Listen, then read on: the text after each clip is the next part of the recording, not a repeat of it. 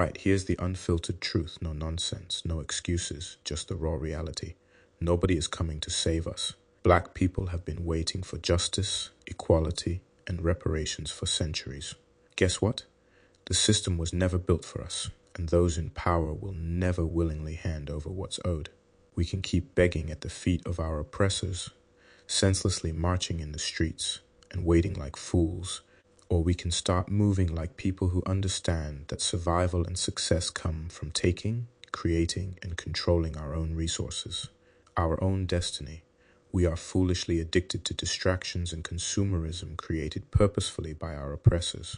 Too many black people are obsessed with athletes, rappers, reality TV stars, and social media influencers, treating them like gods instead of focusing on their own growth.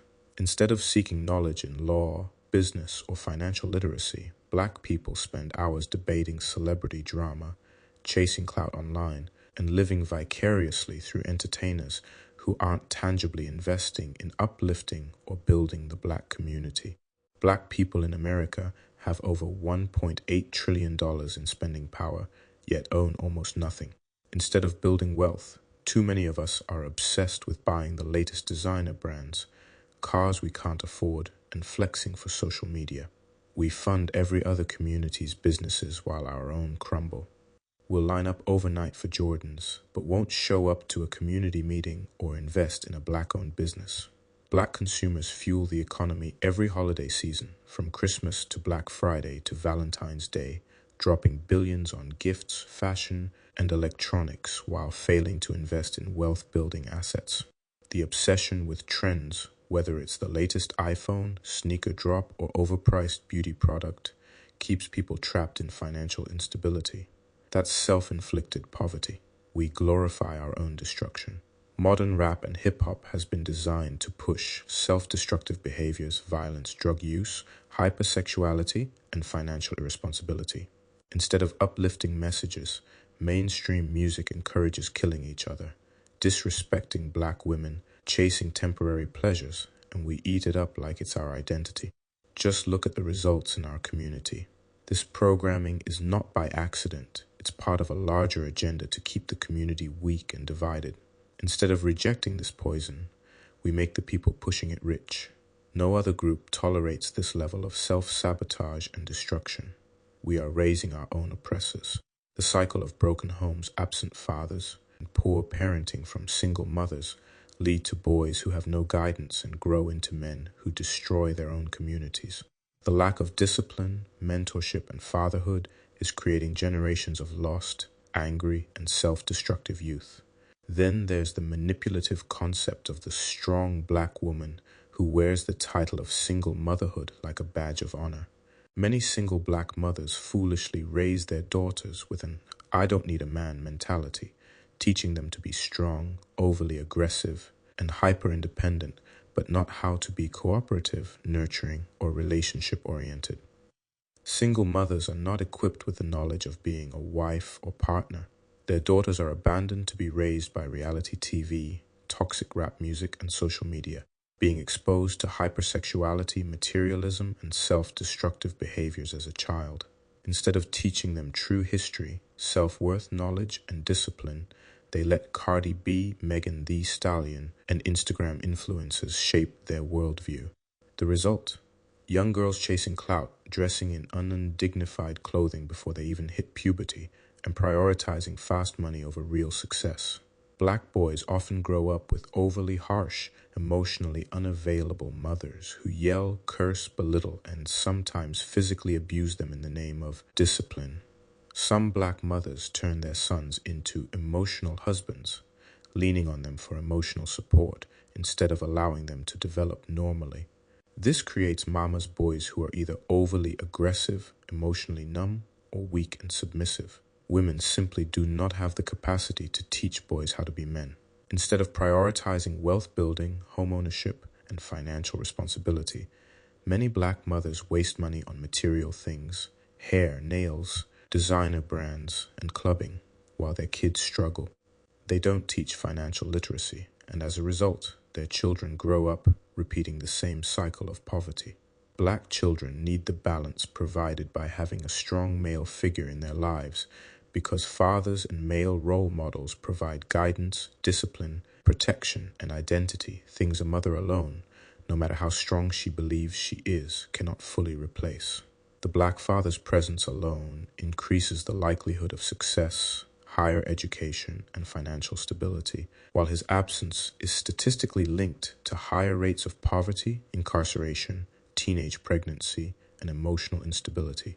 Strong black families create strong black communities, and that starts with strong black men being present. Our health is killing us more than racism ever did. Statistically, we prematurely die at a rate higher than anybody on the planet. Not just because of oppression, but because we eat like we want to die. Diabetes, heart disease, and obesity are rampant because we won't stop eating trash. We feed our kids poison, laugh about it, and then cry when we lose them too soon. White supremacy isn't forcing us to eat soul food laced with death. We do that to ourselves.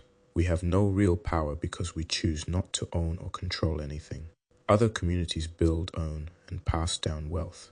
Although we have nearly $2 trillion in spending power, we continue to rent, consume, and start from zero every generation.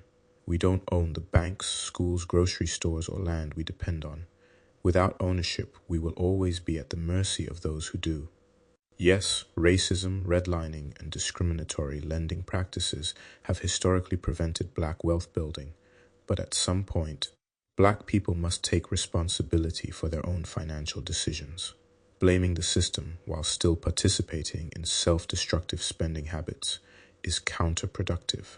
Even within the current system, black people could own more, but that requires collective discipline, smarter financial habits, and a shift in mindset.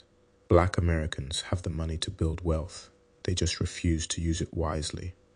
Until the culture shifts from spending to investing, flexing to ownership, and individualism to collective economics, Black America will continue to be financially powerless, making other communities rich while remaining at the bottom.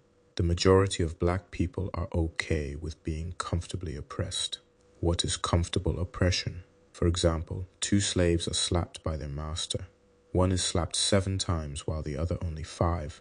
The one who is slapped 5 times is happy that he wasn't slapped 7 times. Make that make sense. The cold, hard, uncomfortable truth is that many black people have been mentally conditioned to accept comfortable oppression because it's easier than the struggle of true liberation. Breaking free requires accountability, discipline, sacrifice, and a rejection of victimhood. But too many would rather stay in a system that exploits them as long as they can have entertainment, material possessions, and superficial status. Black people have 2 choices: remain comfortably oppressed, entertained, and dependent, or wake up, take control, and build real power. Real change requires discipline, sacrifice, and a rejection of the things that keep us trapped.